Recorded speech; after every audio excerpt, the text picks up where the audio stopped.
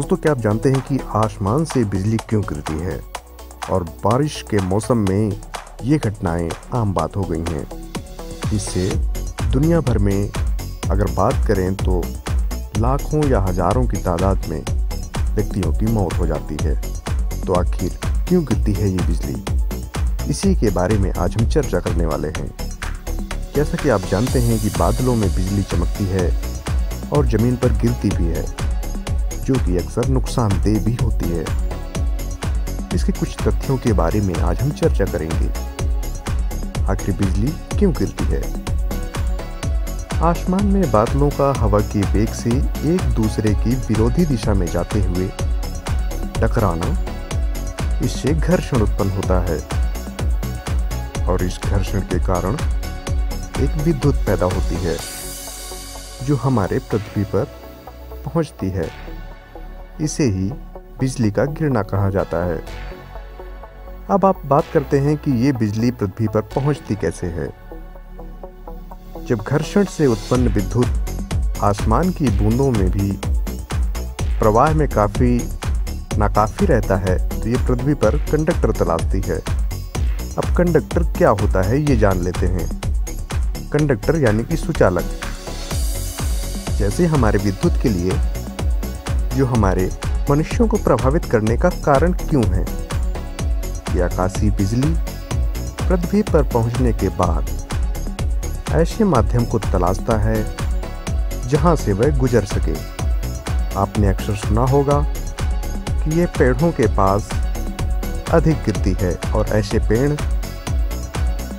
जो फल वाले पेड़ होते हैं, यानी कि जिनसे दूध निकलता है, जैसे बरगद, पीपल इत्यादि।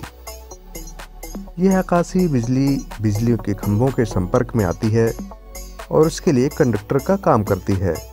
लेकिन उस समय अगर कोई व्यक्ति इसकी परिधि में आ जाता है, यानी कि इसकी चपेट में आ जाता है, तो उस चार्ज के लिए वो सबसे बढ़िया कंडक्टर का काम करती है। इसीलिए आपने सुना होगा पर भी एक पतली सी रॉड लगाई जाती है। दोस्तों, क्या आपको पता है कि आकाशीय बिजली का तापमान सूर्य की ऊपरी सतह से भी ज़्यादा होता है। इसकी क्षमता 300 किलोवाट अर्थात 12.5 करोड़ वाट से ज़्यादा चार्ज होती है।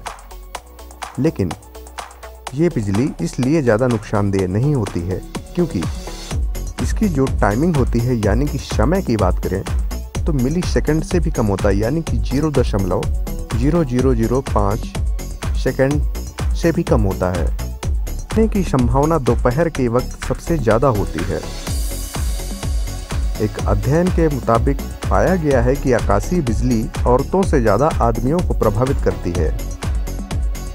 इससे जुड़ी कुछ मिथ्याएं भी हैं, यानी कि ऑर्थोडॉक्स जिसे कहते हैं। आकाशीय बिजली के एक चीज़ पर 2 बार नहीं गिरती, यानी कि अगर किसी वस्तु पर यह गिर चुकी है तो दोबारा वहां पर नहीं गिरती है। इसके बचाव के लिए हम रबर, टायर या फोम का इस्तेमाल कर सकते हैं। अगर कोई नाव चला रहा हो तो उसे बाहर आ जाना चाहिए। जैसे कि लंबी चीजें आकाशीय बिजली से बचाव करती हैं। दोस्तों, इसके बचाव के उपाय कई सारे हैं, जैसे कि बिजली पैदा करने वाली चीज़ों से दूरी बनाकर रखें, जैसे रेडिएटर, फोन या जो भी हमारे धातु के पाइप वगैरह होते हैं, स्टोव इत्यादि। पेड़ के नीचे अगर आप खड़े हैं तो खुले मैदान में जाकर खड़े हो जाएं और किसी भी बिल्डिंग में जाकर खड़े हो सकते हैं। तो दोस्तों, ये था आज का हमारा टॉपिक।